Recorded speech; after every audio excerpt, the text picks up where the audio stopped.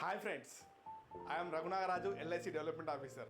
Life insurance importance ఏంటి, ఒక వ్యక్తికి లైఫ్ ఇన్సూరెన్స్ ఎంత ఉండాలి, ఆ విషయాలను మనం తెలుసుకుందాం. లైఫ్ ఇన్సూరెన్స్ అనేది ఒక బీమా కంపెనీకి బీమాదారుడికి మధ్యలో ఒప్పందమే లైఫ్ ఇన్సూరెన్స్. ఈ లైఫ్ ఇన్సూరెన్స్ కాంట్రాక్ట్లో బీమాదారుడు బీమా కంపెనీకి ప్రీమియంని చెల్లిస్తాడు. అదేవిధంగా ఏదైనా అనుకోని సంఘటన జరిగితే ఆ యొక్క బీమా కంపెనీ ఈ యొక్క బీమాదారుడి యొక్క నామినీకి ఆ యొక్క డెత్ బెనిఫిట్ని చెల్లిస్తుంది. దీని ద్వారా ఆ కుటుంబానికి ఆర్థిక రక్షణ అనేది లభిస్తుంది.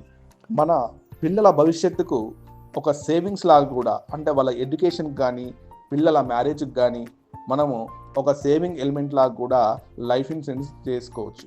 ఈ లైఫ్ ఇన్సూరెన్స్ చేసుకోవడం వల్ల వాళ్ళ భవిష్యత్ అనేది సురక్షితంగా ఉంటుంది. అదేవిధంగా మనము రిటైర్మెంట్ తర్వాత మన యొక్క పెన్షన్ ప్రొవిజన్ గురించి కూడా మనం లైఫ్ ఇన్సూరెన్స్ పాలసీ తీసుకోవచ్చు. ఈ లైఫ్ ఇన్సూరెన్స్ అనేది మన ఫ్యామిలీకి ఇచ్చే ఒక గొప్ప లవ్ లెటర్ లాంటిది. అంటే ఈ life insurance is the best love letter to your family అని అంటారు. మన కష్టకాలంలో మన బంధువులు కానీ మన మిత్రులు కానీ ఆదుకుంటారో లేదో కానీ ఎల్ఐసి పాలసీ మాత్రం 100% ఖచ్చితంగా ఆదుకుంటుంది. ఒకరోజు సమయం తీసుకొని అత్యవసర పరిస్థితుల్లో మీ కుటుంబానికి 10 నుంచి 15 లక్షల డబ్బు సహాయం చేయగల 5 పేర్లు రాయగలరా అని ఆలోచించండి. అటువంటి 5 పేర్లు రాయలేకపోతే మీకు తప్పక ఇన్సూరెన్స్ అవసరం ఉన్నట్లే. దీని ద్వారా మనం తెలుసుకోవాల్సింది ఏంటంటే, అత్యవసర పరిస్థితుల్లో మనకు ఎవరు సహాయం చేయరు. మనం చేసుకునే లైఫ్ ఇన్సూరెన్స్ పాలసీ వల్ల మన ఫ్యామిలీ అనేది సెక్యూర్డ్గా ఉంటుంది. ఈ లైఫ్ ఇన్సూరెన్స్ పాలసీ అనేది ఒక వ్యక్తికి ఎంత ఉండాలి అనంటే, వాళ్ళ యొక్క యాన్యువల్ ఇన్కమ్ బట్టి వాళ్ళకి ఇన్సూరెన్స్ కవరేజీ ఉండాలి.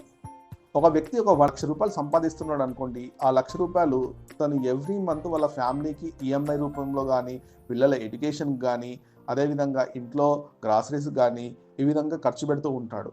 అంటే అతను ఉన్నా లేకున్నా ఆ యొక్క ఇన్వెస్ట్మెంట్ అనేది తప్పకుండా ఆ ఫ్యామిలీకి అవసరం. ఉదాహరణగా తీసుకుంటే, ఒక వ్యక్తి నెలకు 1 లక్ష రూపాయలు సంపాదించినట్టయితే ఆ వ్యక్తి వార్షిక ఆదాయం వచ్చేసి సుమారుగా 12 లక్షలుగా ఉంటుంది.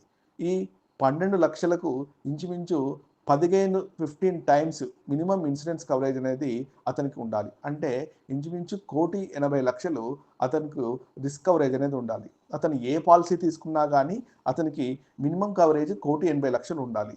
ఎందుకు ఇలా ఉండాలి అని అంటే, అతనికి సడన్గా ఏదైనా రిస్క్ జరిగినట్టయితే ఆ ఫ్యామిలీ అనేది ఆర్థికంగా చితికిపోతుంది.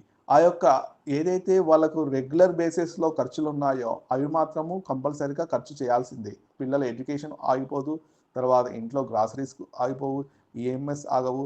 ఇవన్నీ మనం చూడాలని అంటే అతనికి ఇన్సూరెన్స్ కవరేజ్లో వచ్చిన డబ్బులే వాళ్ళ ఫ్యామిలీకి ప్రొటెక్షన్గా ఉంటాయి. ఈ 1,80,00,000 ఆ ఫ్యామిలీ ఎక్కడైనా ఇన్వెస్ట్ చేసినా కానీ 6 to 7% rate of interest calculate చేసుకున్నా కానీ పర్ యానం వాళ్ళకు 12 to 13 lakhs వస్తుంది. అంటే ఏ విధంగానైతే ఇప్పుడు లైఫ్ లీడ్ చేస్తున్నారో ఫ్యూచర్లో కూడా వాళ్ళు అదే విధంగా లైఫ్ను లీడ్ చేయగలుగుతారు. కాబట్టి ఒక వ్యక్తికి ఇంచుమించు అతని వార్షిక ఆదాయానికి 15 రెట్లు మినిమం ఇన్సూరెన్స్ కవరేజ్ అనేది ఉండాలి. మిత్రులారా, పైన తెలిపిన విధంగా మీ యొక్క వార్షిక ఆదాయానికి తగినట్టుగా లైఫ్ ఇన్సూరెన్స్ పాలసీ తీసుకొని మీ యొక్క కుటుంబానికి ఆర్థిక రక్షణ కల్పించవలసిందిగా కోరుతున్నాను. ఈ ఛానల్ నచ్చినట్టయితే please like, share and subscribe.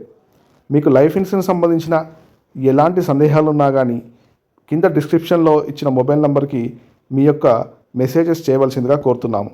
Thank you, ధన్యవాదాలు.